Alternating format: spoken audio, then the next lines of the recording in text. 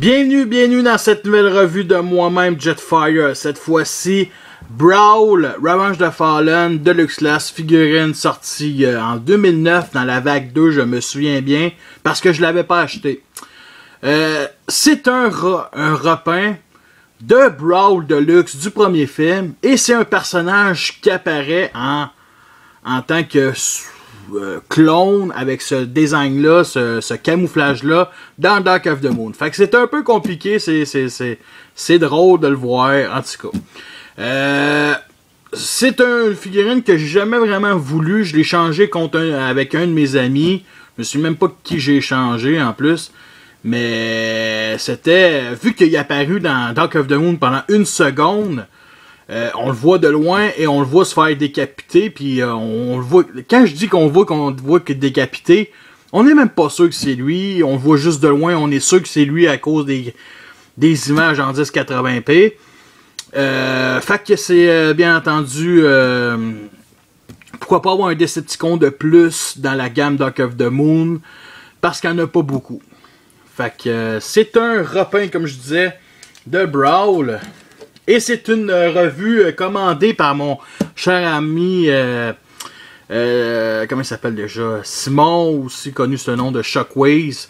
Fait que je l'ai le Deluxe, et en passant, je le dis tout de suite, je l'ai à vendre pour 1$ parce qu'il manque le canon. Que j'ai perdu, que j'ai tout simplement perdu, que je ne retrouverai jamais de toute ma vie. Fait que si quelqu'un le veut pour 1$, le voici. Fait que petite comparaison avec justement la version du premier film, qui est un camouflage de forêt plus, et le camouflage du désert. Ce qu'on en remarque tout de suite, c'est que lui, il a plus, il est plus beau, tout simplement parce qu'il respecte plus le couleur vert. Lui, c'est camouflage désert avec du beige, une autre sorte de beige que le beige ici, et du brun qui est un peu plus foncé que le brun qu'on voit dans le camouflage, tout simplement. Comparaison aussi avec la version Robotron, qui est assez massif, Voyager, mais qui fait quand même. Ces deux canons représentent ces deux canons. Vous avez déjà vu la revue, sinon elle est sur ma chaîne, tout simplement. Comme j'avais dit, les tons de couleur sont assez différents. Le beige est différent avec l'autre beige, le brun est différent avec l'autre brun. Un petit peu dommage, il y a un petit peu brun métallisé, ça paraît, non, peut-être pas vraiment, mais un petit peu brun qui est aussi différent que ce brun-là, qui est différent de ce brun-là. Sur les dents en avant, on va dire. Il existe aussi une version Leader qui est un repeint qui avait sorti dans le premier film, tout simplement. Les chenilles ici c'est pas trop peinturé, il aurait pu rajouter du chrome, le beige est pareil comme ça, fait que c'est vraiment assez, ça paraît c'est un jouet. Il roule très bien. Le point positif de ce jouet là, c'est que l'amélioration du premier Deluxe, c'est que ces parties-là ici, vous voyez là, les petites genres de dents, ben ça c'est fait pour clipser les bras, ok, en mode robot. Lui est très mince et clipse extrêmement mal. Lui, ils l'ont amélioré et clipse extrêmement bien. Des fois tellement bien que j'ai de la misère à l'enlever. La tourelle du char tourne, mais comme vous voyez, c'est un peu c'est cette partie-là. Il y a cette partie-là aussi qui clipse pas vraiment. La tête est ici. Le robot est quand même assez, on va dire, caché. Ça, c'est les jambes, le bas du torse, la fourche. Il est armé jusqu'aux dents. Il a son missile que je n'ai pas. Fait qu'on pèse dessus et qui sort. Deux canons ici qui rappellent beaucoup les canons qu'on mettait à Brawl G1. Et des missiles ici qu'on voit aussi en mode robot. On va commencer la transformation immédiatement. Fait que ce qu'il doit faire, c'est... on va commencer bien entendu par les jambes. C'est les pieds ici. On les met comme ça là. Les réservoirs, on les lève pour former les talons. Cette partie-là, on vient la mettre au bas de la jambe, comme ça là. On sépare pour former les jambes. La partie de la tourelle, on fait 180 degrés vers le haut. Cette partie-là ici est un automorphe. Fait qu'on vient juste la descendre comme ça. Et les chenilles montent tout seuls et la tête réapparaît. Fait qu'on fait juste tourner la tête 180 degrés. Pour les dents, bon, moi je les mets comme ça. On peut les mettre différemment. Moi je les mets vraiment un peu comme dans le film justement. Il y a ces parties-là aussi, j'avais oublié. On les recule vers l'arrière. Qui est une partie de transformation que j'ai connue une couple d'années après avoir acheté le Deluxe du premier film. Fait que c'était pas tout de suite. La partie, bien entendu, ça c'est tous les bras qui sont cachés. Fait qu'on prend cette partie-là. Comme ça là. L'autre bord ne fait pas exception. Et la partie justement ici qui est sur un bas-joint, on tourne. Comme ça là. Pour que ça vienne clipser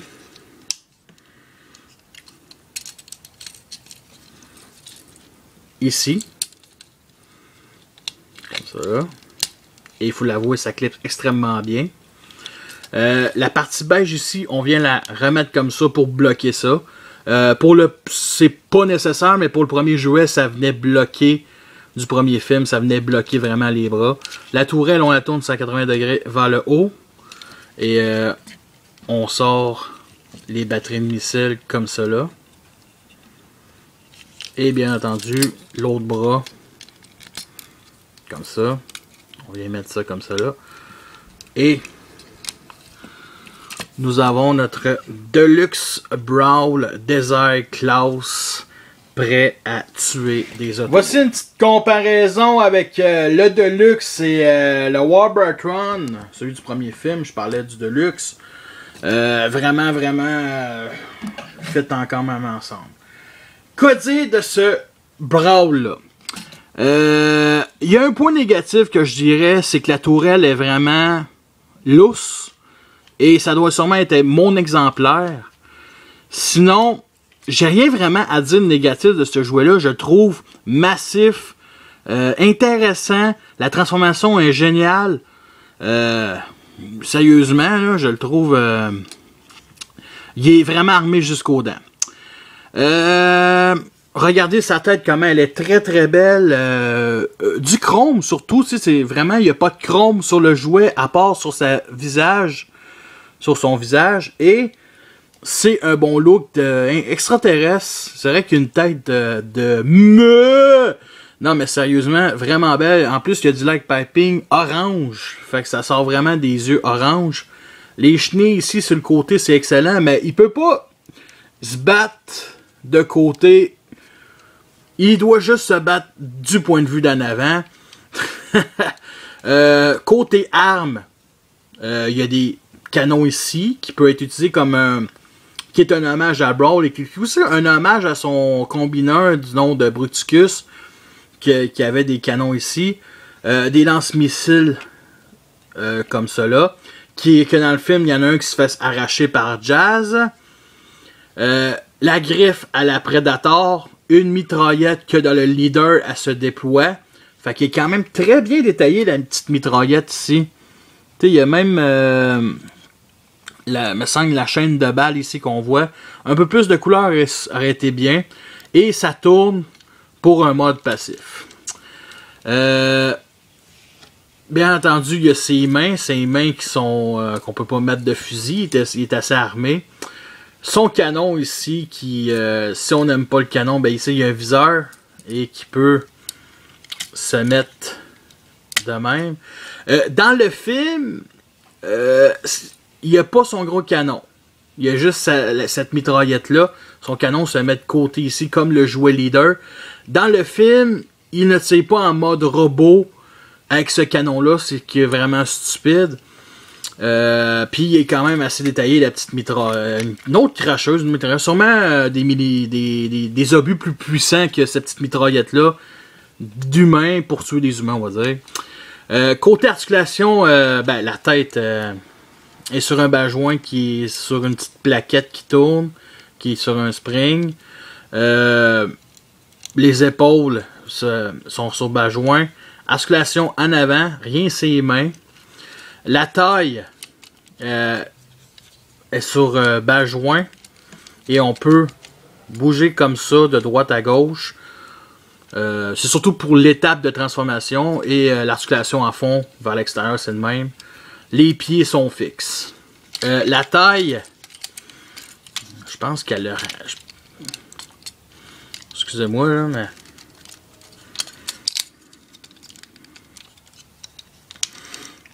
Voyons. Bon, il faut détacher cette partie-là. Bon.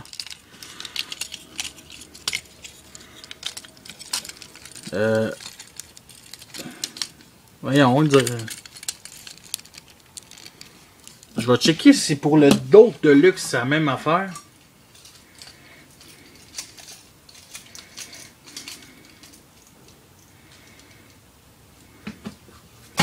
Non, pantoute, elle ne tourne pas. Elle aurait pu tourner, mais elle ne tourne pas. Fait qu'on va reclipser les foutus bras. Comme ça.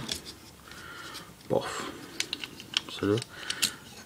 Comme ça. Côté posabilité, ben c'est sûr qu'il y a des foutus gros talons, fait que c'est pas si pire. Fait que est-ce qu'il peut faire une pose d'attaque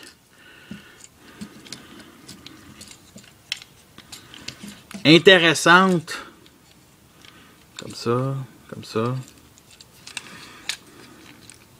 Ah, il y a aussi une articulation au genou comme ça. C'est bien rare que...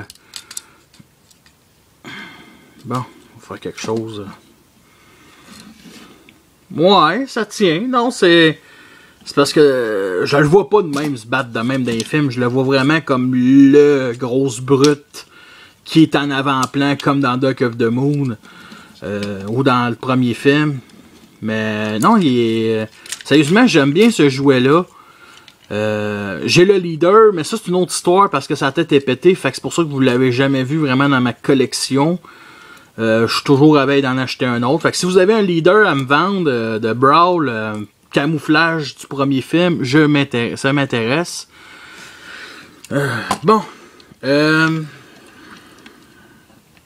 C'est à peu près ça. Fait qu'on va le transformer en mode tank. Qui reste quand même assez chouette. Fait qu'on va ramener, oups, cette tourelle-là. Comme ça. Ça met devant. On détache cette partie-là comme ça. Parfait. On remet cette partie-là. Oh, avant qu'autre chose, on tourne la tête. On n'est pas obligé de tourner la tête. Mais entre moi et vous, c'est mieux de même parce que... Comme ça là. Et c'est vraiment une bonne automorphe. Il y en a qui n'aiment pas ça. C'est une technologie qu'on n'a plus revue. On l'a revue... excusez-moi, on l'a pas revu plus que dans les autres films. Mais c'était quand même assez génial comme technologie. Il y en a qui n'ont pas aimé ça. Moi, je trouve ça génial. Ça enlève rien à la figurine. Ça fait juste skipper une couple d'étapes qui sont assez simples. Peut-être même, je dirais, qui sont un peu plates ou ennuyeuses. Fait que... je dis pas que c'est ennuyeuse, là, mais... On place les mains comme ça, là. Bien entendu, on n'oublie pas de 180 degrés cette partie-là. Comme ça, là. La griffe, on la met bien ici. On rentre cette partie-là. Et bien entendu, les parties beige sur le côté.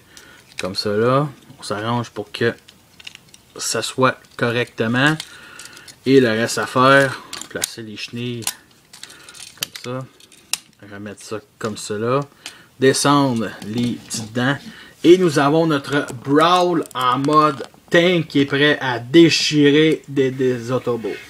Est-ce que c'est une figurine qui en vaut la peine? Sérieusement, avec l'amélioration du premier jouet, je trouve que oui. Vraiment, c'est sûr que si vous tripez pas sur le leader, parce que le leader est quand même assez cher, puis il est plus ou moins trouvable sur internet avec des bons prix, je vous conseille lui. Si vous en foutez de la grosseur, de la couleur, lui est vraiment parfait. C'est sûr que le jouet du premier film, mais sérieusement, il est impressionnant quand même comme jouet du premier film, qui est un tank, ça nous donne un look assez massif, et c'est tout à son honneur. Fait que sur ça, je vous laisse et à la prochaine.